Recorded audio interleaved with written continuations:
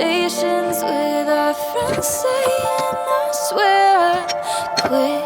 But you don't know how much faith it took to believe in this. Losing our life. All of this time, you were the one I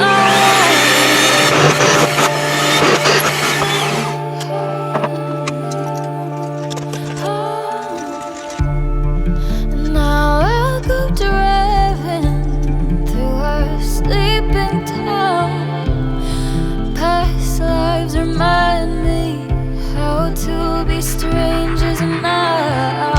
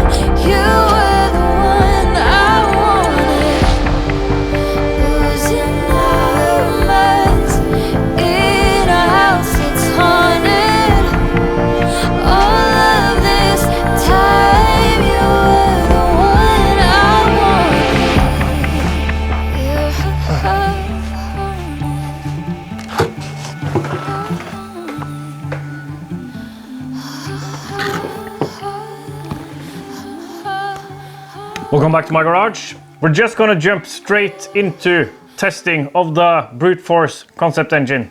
So a recap, it's a rotary exhaust valve supercharged nitromethanol burning 50cc two-stroke externally scavenged concept, and it has been running before. A few years ago, 4 years ago, it was running and seemed to be producing okay power. So now it's back to pretty much the same configuration, except for bigger reeds and better reeds, more robust, I hope.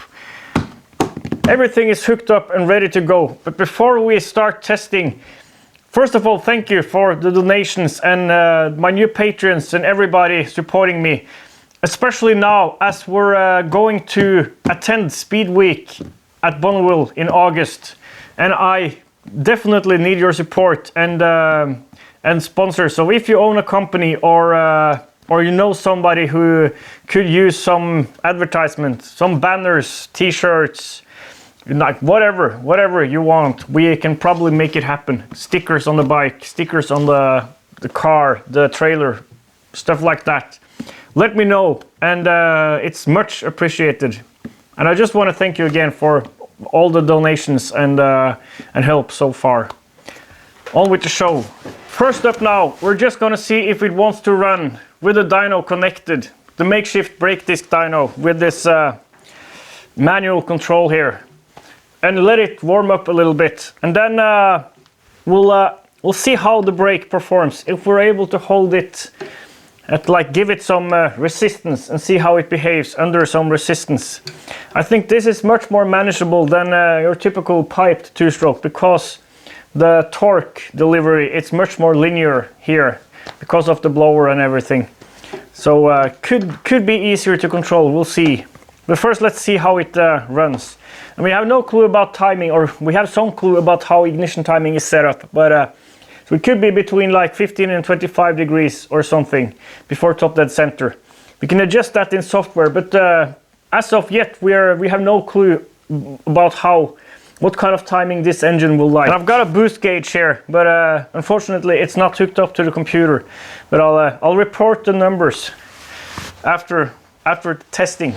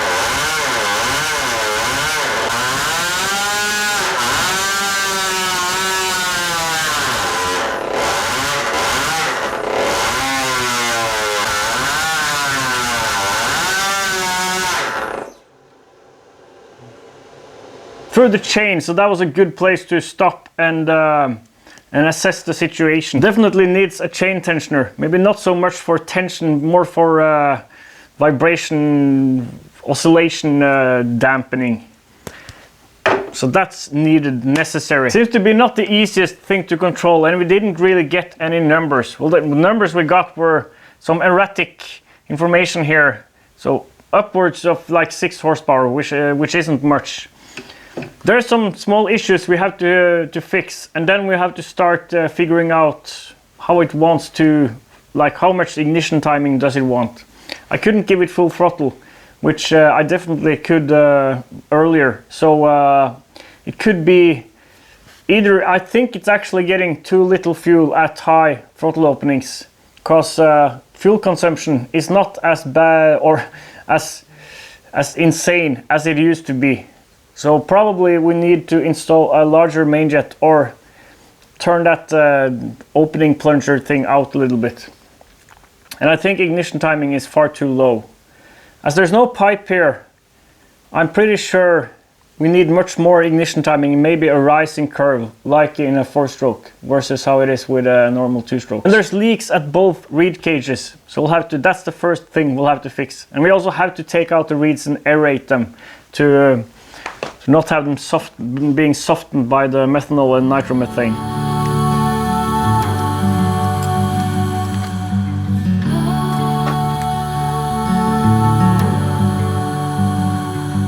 They're in good condition, which is good. I'm not quite sure why they're not sealing. They should be sealing.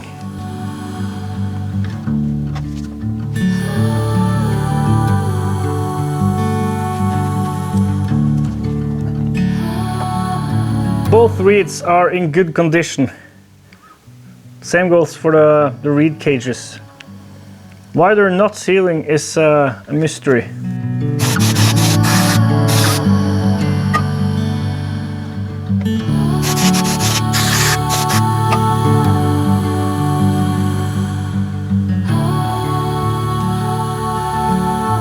So now that bolt is bottomed out.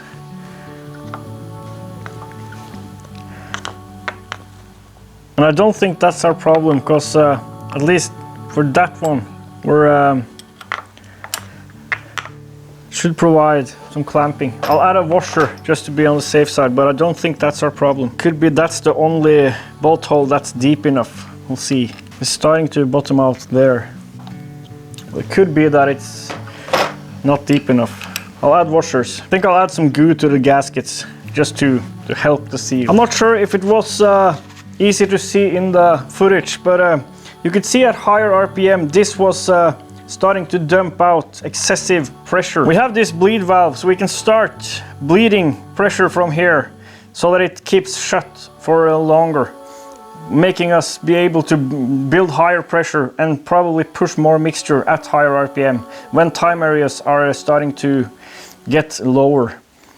It might even be that we have to disconnect this altogether. I can't really remember how I was running it earlier. I know I played with this. You see me wearing all this stuff for protection when running the engine. Protection against flying belts and damaged ears, and protection against the extremely toxic fumes and burning fumes this is producing. Do you know what other place is also potentially dangerous, and you really should wear some protection there too? Say it with me: the internet.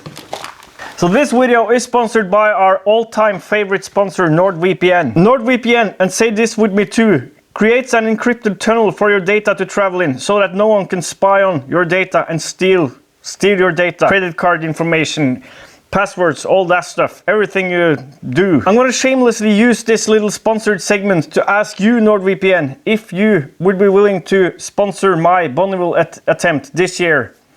We could run some banners or tents with your logos on the van, on the bike, whatever. So get in touch. NordVPN has this feature called Threat Protection, which is a malware blocker, web track blocker, ad blocker, URL trimmer, It has file protection, cloud-based threat detection, and vulnerability detection. And it actually protects you even when you're not using the VPN service. My favorite feature of NordVPN is how I can pretend to be from wherever I want, to take advantage of content like movies and games and stuff, and series or cheaper plane tickets in other countries than Norway. Norway is expensive, so it's beneficial to pretend that I'm from a low income country and order stuff from there, and also that I can see, like, watch movies and stuff that aren't available in Norway. So I'm currently in Norway, and now I'm connecting to Dallas. Just one click. And now I'm in Dallas, United States. Especially now, NordVPN will be extremely helpful for me because I'm going to travel back and forth to America a couple of times. And I can use public Wi-Fi's and public networks without worrying about being vulnerable to attacks, which is pretty important. Head to nordvpn.com/2strokestuffing for a great deal. And it's risk-free thanks to their 30-day money-back guarantee. Thank you, NordVPN. And consider that sponsorship for Bonneville this year. Thank you.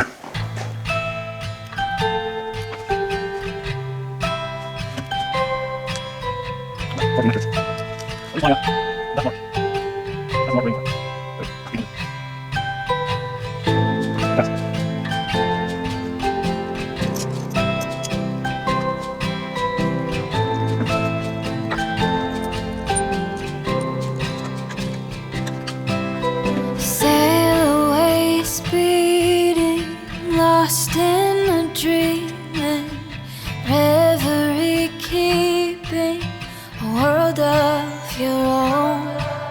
The sun in the morning, rising, you're shining, all in a moment we hold. External transfer goo has been curing since yesterday, and the chain tensioner is installed. I'm gonna reinstall the plug, and we're gonna check ignition timing and then go from there. In the eyes to see all of these beautiful things through. Like that. So I've set the Ignitec unit to start at 30 because that's our baseline.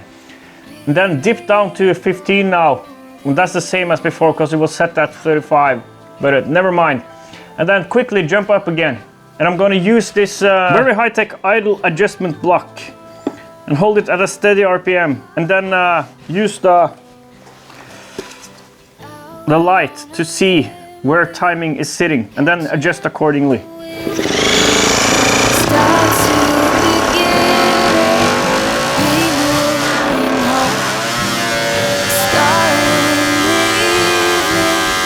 It's probably sitting at about 15. I'm gonna adjust for that and see where we end up if I'm thinking in the right direction. That was the wrong way around. Base timing is sitting at 20 degrees and now 30 is 30. Numbers on the computer will now be the same as in real life.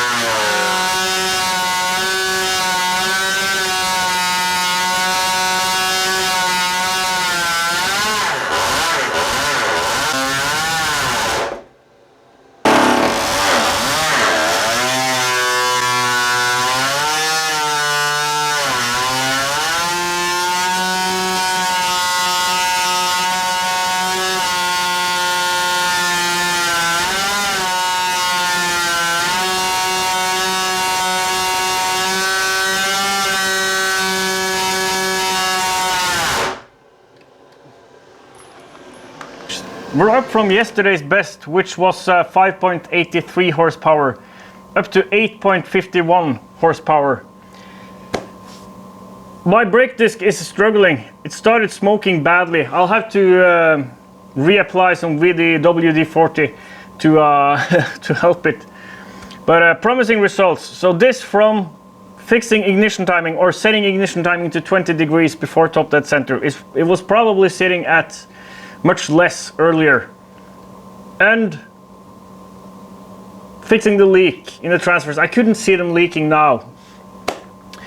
We need to hook up a pressure sensor to the computer so that we can log pressure, because it's really difficult to pay attention to the gauge while doing the testing. And we need to start playing with bleeding off pressure to the membrane of that dump valve or wastegate, because at higher throttle openings and higher RPM, it starts dumping lots of mixture, so relieving pressure in the case, and that's not what we want. We want to retain that pressure to force mixture into the cylinder. But not today, because today, and I'm going to post more frequent videos now, I think, but today I'm going to focus on Bonneville. I need to get things sorted for Bonneville, or start getting things sorted. Need to work on the bike, even though the bike is not here. But so next time, more playing with this. It runs, the brake dyno, even though really erratic with the hand control here, also works. You can't run it for long periods of time though, because then it I can see discoloration on the brake disc now. It's turned blue. So yeah, but more lubricant on the brake, the rotor, and the pads. Good results so far. More to come. See you next time.